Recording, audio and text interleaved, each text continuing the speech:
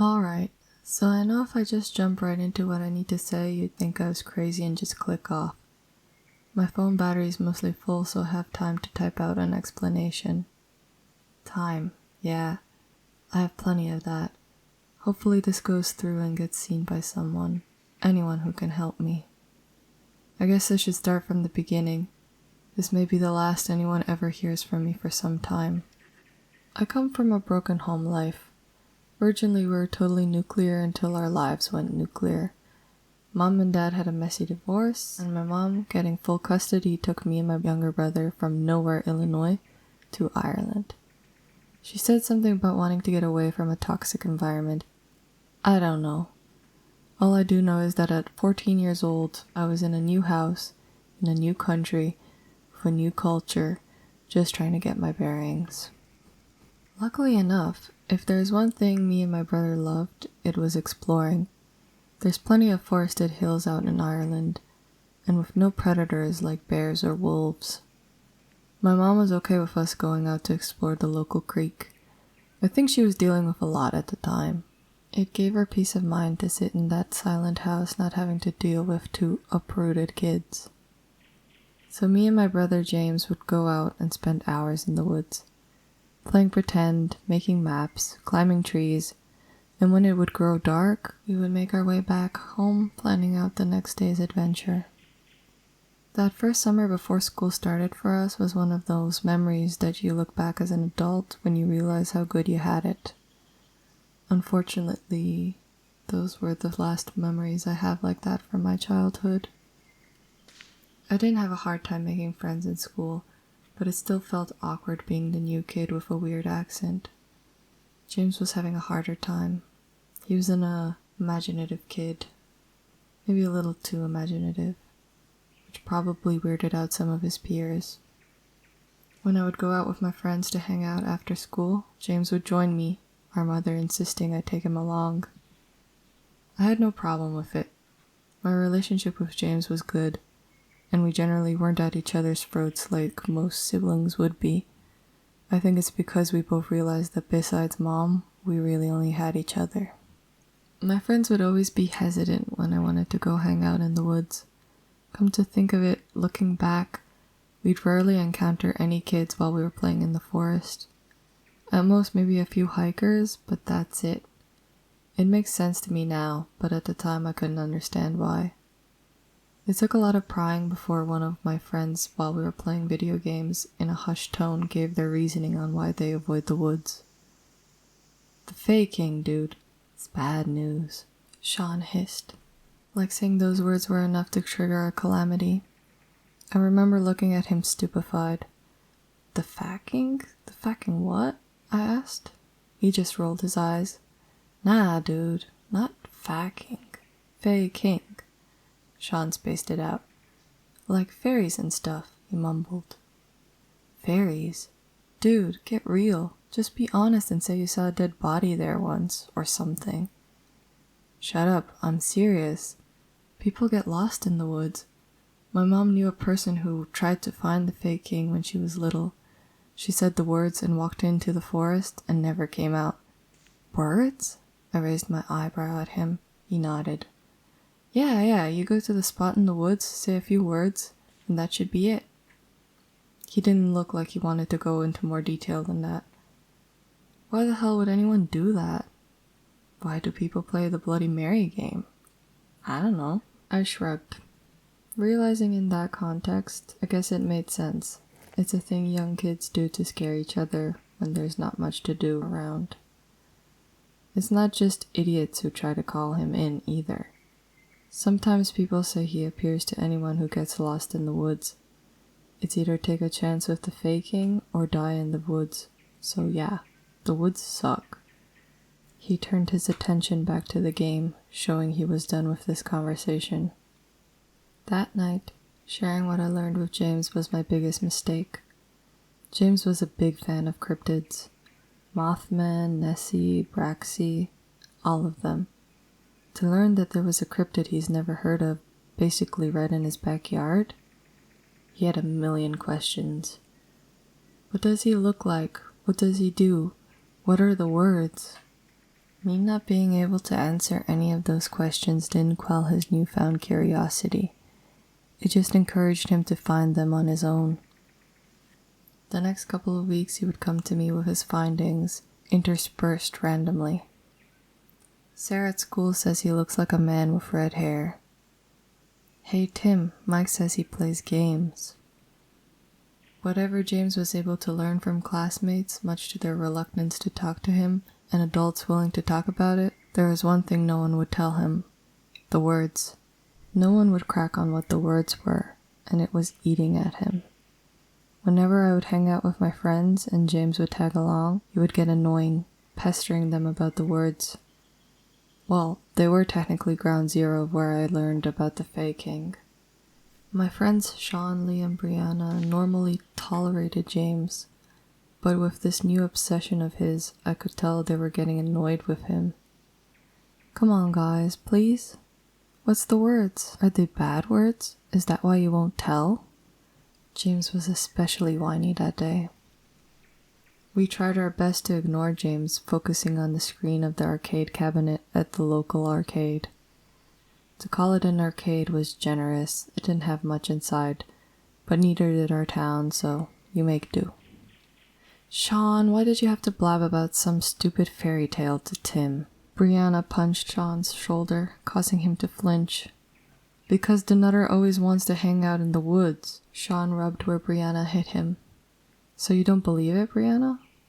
I have to admit, with James' insistence, I was becoming more interested myself. There was a pause before her response. Of course not. Her eyes flicked to me for a moment before going back to the screen. Just a legend to stop kids from hurting themselves in the woods. James saw his opportunity. So then just tell me the words and I'll stop pestering. Before Brianna could retort, she was cut off by Liam. Brianna, just tell him the damn words already so he can shut up about it. Fine, she huffed. She walked off for a moment, returning with a napkin, words scribbled on it. James was ready to snatch it out of her hand. Slow down.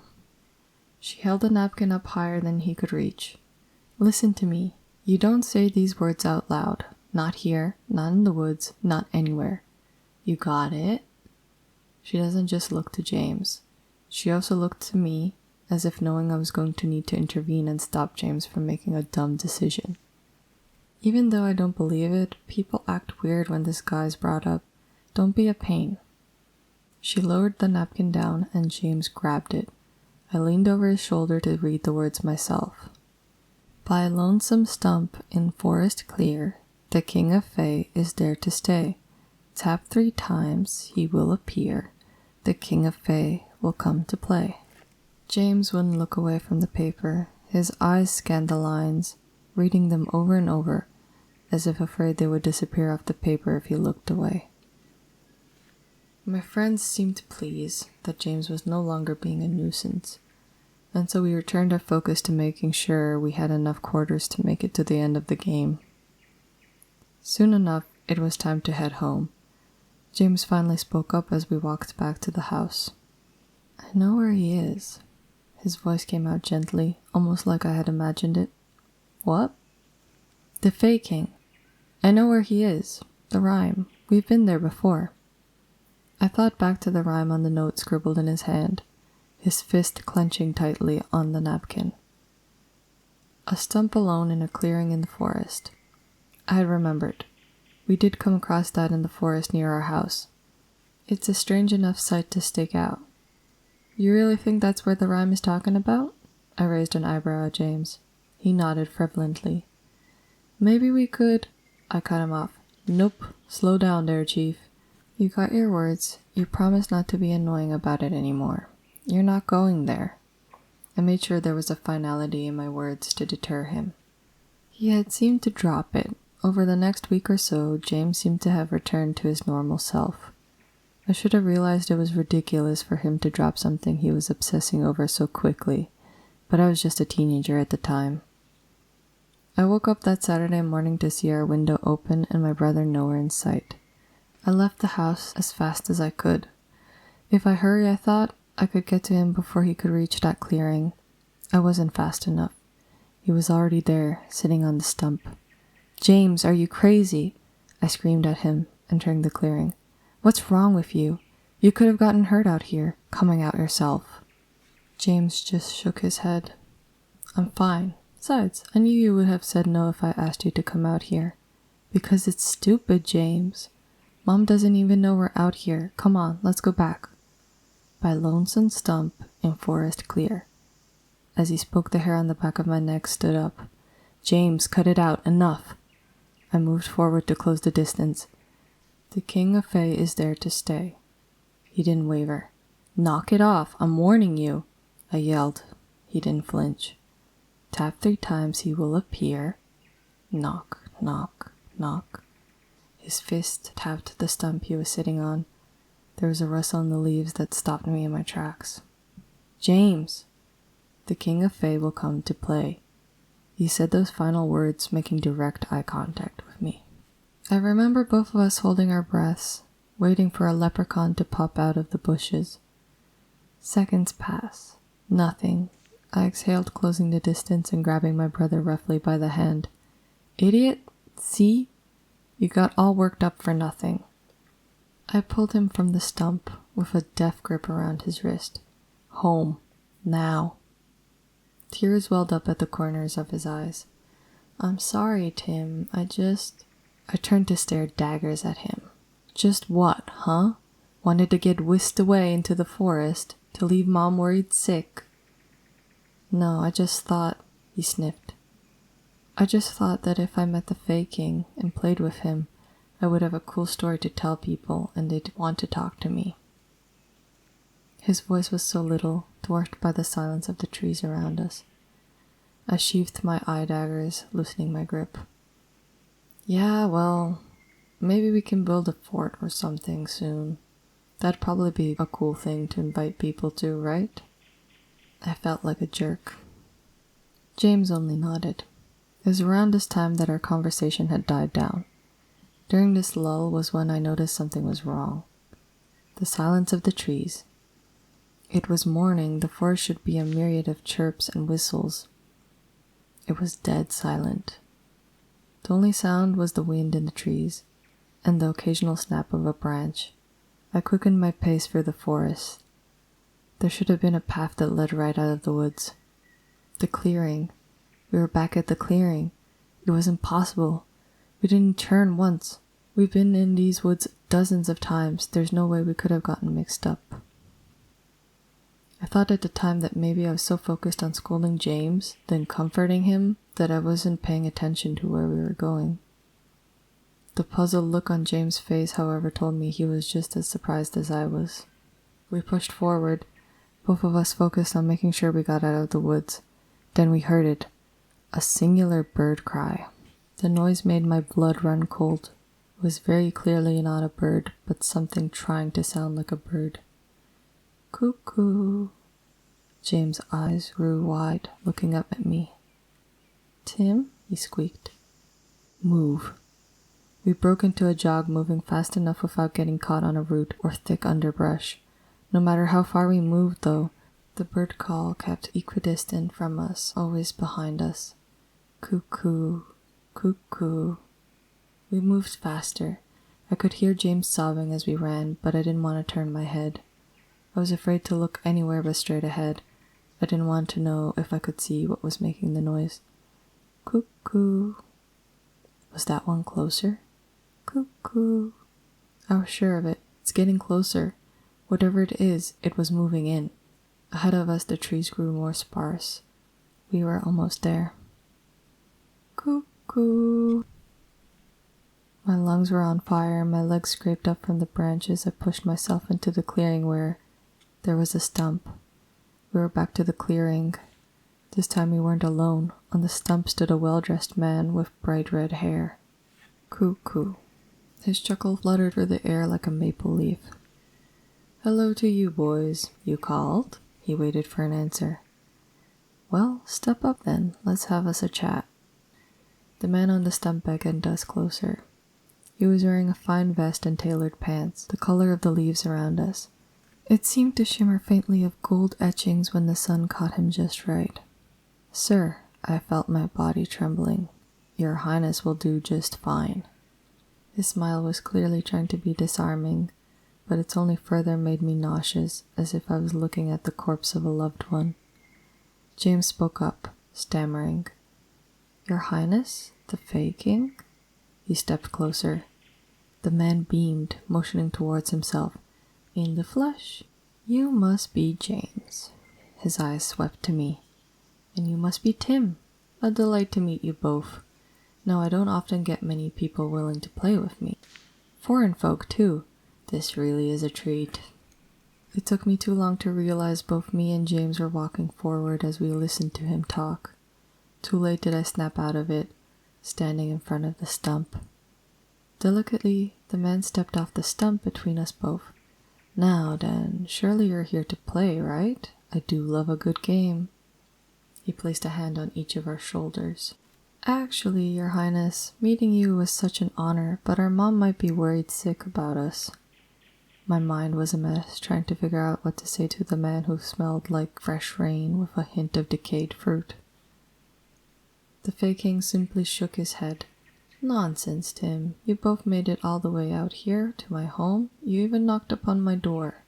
He took his arms off of us and tapped on the stump. The least I could do is entertain my guests. Now, any preference of a game? I knew this was a trick of some sort. Fairies are known for their love to fool and mess with humans in cosmic ways. I had to think of a game that we could have an advantage in, something that could give us a chance to get out of here.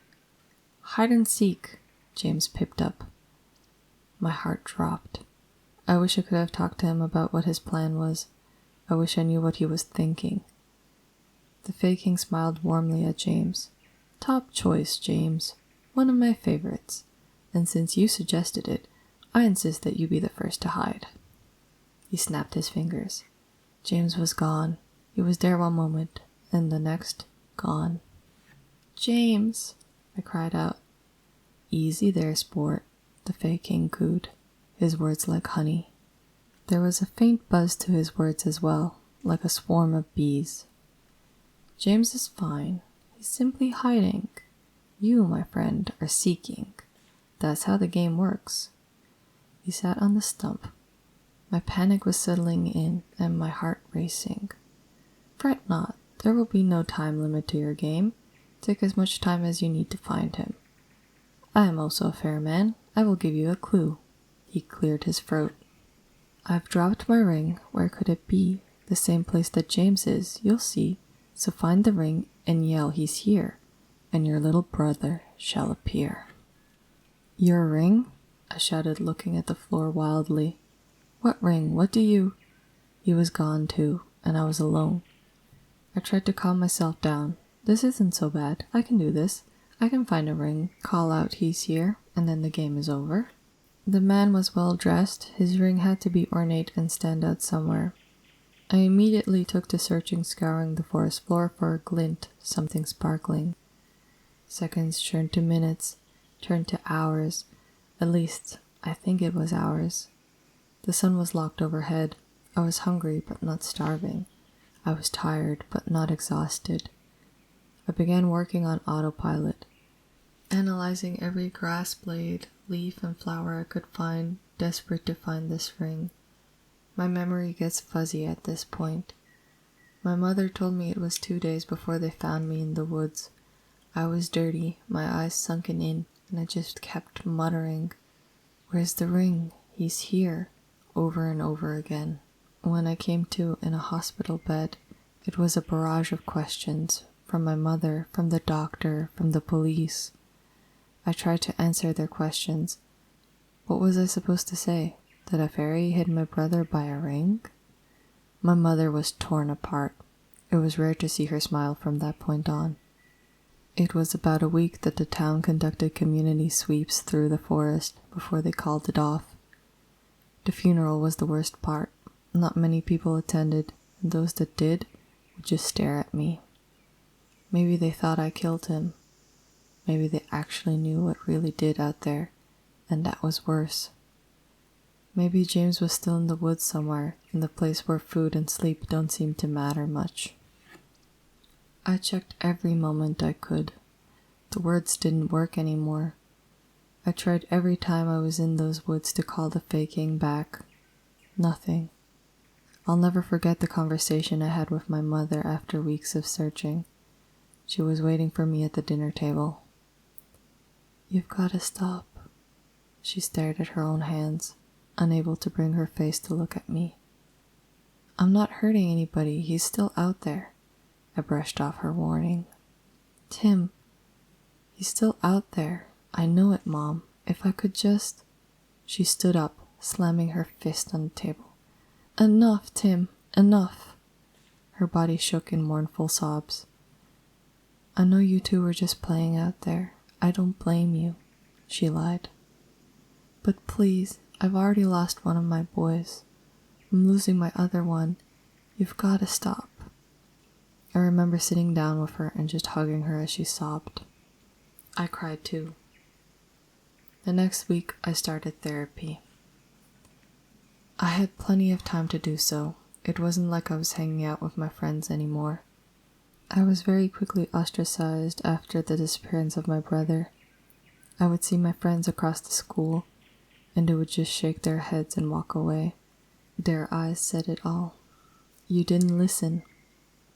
It took years of work with my therapist to rationalize that some terrible yet normal event happened in those woods, and that all of the faking stuff was just my way of dissociating.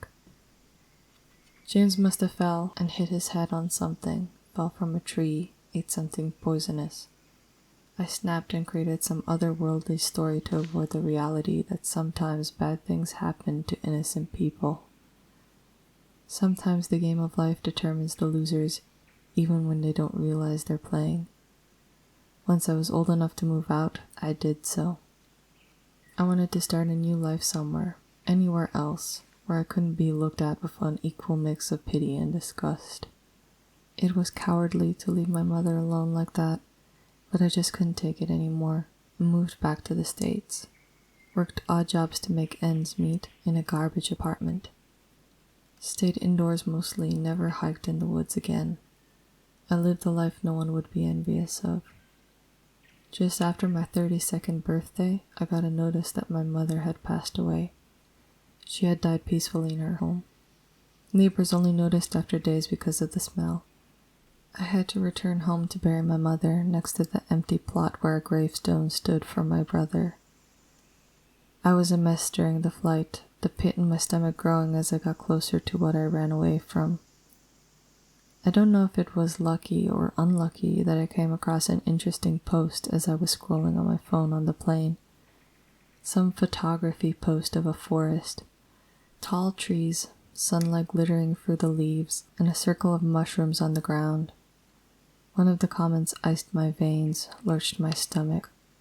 "Whoa, a fairy ring, so cool." A ring, there's no way.